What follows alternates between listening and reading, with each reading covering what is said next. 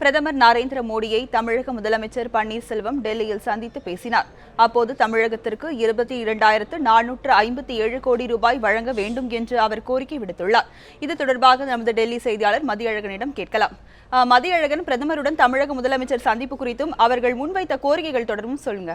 தமிழக முதலமைச்சர் ஓ பன்னீர்செல்வம் இன்று காலை டெல்லி வந்தார். அதனைத் தொடர்ந்து புதிய தமிழ்நாடு இல்லத்தில் ஓய்வு எடுத்த அவர் சுமார் 4:45 மணியளவில் பிரதமரினுடைய அதிகாரப்பூர்வ இல்லமான நம்பர் 7 லோக் கல்யாண் மார்க்கே இல்லத்திற்கு 4:45 மணி அளவில் சென்றார். அதனைத் தொடர்ந்து பிரதமரை சந்தித்த பன்னீர்செல்வம் அவர்கள் தொடர்ந்து தற்பொழுது பன்னீர்செல்வம் பிரதமர் நரேந்திர மோடியுடன் தொடர்ந்து பேசி வருகிறார்.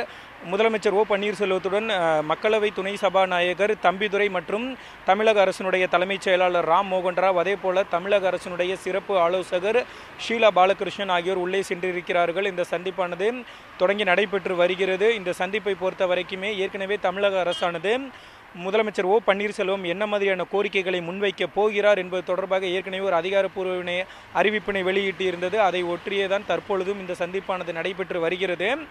குறிப்பாக இந்த சந்திப்பை பொறுத்த வரைக்கும் வர்தா புயலினுடைய பாதிப்பு காரணமாக தமிழகம், அதாவது சென்னை தமிழகத்தில் ஏற்பட்டிருக்கக்கூடிய பாதிப்புகள் தொடர்பாகத்தான் முதலமைச்சர் ஓ பன்னீர்செல்வம் முக்கியமாக கோரிக்கையை வைத்திருக்கிறார். குறிப்பாக தமிழகத்திற்கு சுமார் 22,500 கோடி ரூபாய் புயலால் பாதிக்கப்பட்டு இருக்கிறது. இதற்கான நிவாரண நிதியாக ஒதுக்க வேண்டும் என தமிழக முதலமைச்சர் ஓ பன்னீர்செல்வம் அவர்கள் கோரிக்கை விடுத்திருக்கிறார்கள். மொத்தம் 184 பக்கங்கள் கொண்ட கோரிக்கை மனுவினை பிரதமர் மோடியிடம் ஓ பன்னீர்செல்வம் அளித்திருக்கிறார். அது மட்டுமில்லாமல் மறைந்த முதலமைச்சர் ஜெயலலிதா அவர்களுக்கு பாரத ரத்னா பட்டம் வழங்க வேண்டும், அதே போல ஜெயலலிதா அவர்களுக்கு நாடாளுமன்றத்தில் அவருடைய வெண்கல சிலை நிறுவ வேண்டும் உள்ளிட்ட கோரிக்கைகளையும் வலியுறுத்தி ஓ பன்னீர்செல்வம் அவர்கள் தொடர்ந்து பேசி வருகிறார். இது போக வேறு என்ன மாதிரியான கோரிக்கைகளை வலியுறுத்தார் என்பது இன்னும் சிறிது நேரத்திற்கு பிறகு நமக்கு முழுமையான தகவல் கிடைக்கப்பெறும். ராஜலட்சுமி, மதியழகன், இந்த சந்திப்போட முக்கியத்துவம் பத்தி சொல்லுங்க. அது மட்டும் இல்லாம எதிர்க்கட்சி தலைவர் மு.க. ஸ்டாலின் ஒரு சொல்லியிருக்காரு. அதாவது முதலமைச்சர் கடிதம் எழுதுவது மட்டும் இல்லாம நேர்ல சென்று மனுவும் அளிச்சிருக்காங்க அப்படின்னு சொல்லிட்டு இது வரவேற்கத்தக்க விஷயம் அப்படின்னு சொல்லியிருக்காங்க. இதை குறித்து தகவல்களை பதிவு செய்யுங்க.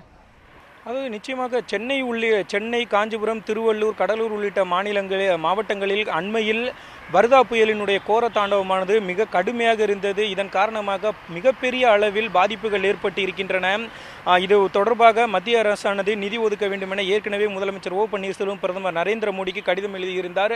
அதனைத் தொடர்ந்துதான் தற்பொழுது அது மட்டுமில்லாமல் மறைந்த முதலமைச்சர் ஜெயலலிதாவிற்கு வெண்கல சிலை நிறுவ வேண்டும், ஜெயலலிதாவிற்கு பாரத ரத்னா பட்டம் வழங்க வேண்டும் உள்ளிட்ட கோரிக்கைகளை வலியுறுத்தியும் தமிழக அமைச்சரவையில் தீர்மானம் நிறைவேற்றப்பட்டது. அந்த தீர்மானத்துடன் வர்தா புயல் காரணமாக சென்னை, காஞ்சிபுரம், திருவள்ளூர், கடலூர் மாவட்டங்கள் மிக கடுமையான அளவில் பாதிக்கப்பட்டு இருக்கின்றன.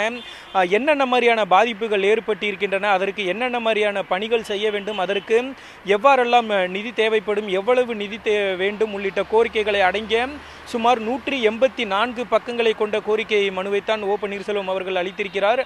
இந்த சந்திப்பை பொறுத்த வரைக்குமே மையமாக பார்க்கப்படுவது வர்தா புயலால் தமிழகத்திற்கு ஏற்பட்ட சேதங்களை சரி செய்வதற்காக மத்திய அரசினுடைய நிதி உதவி தேவைப்படுகிறது.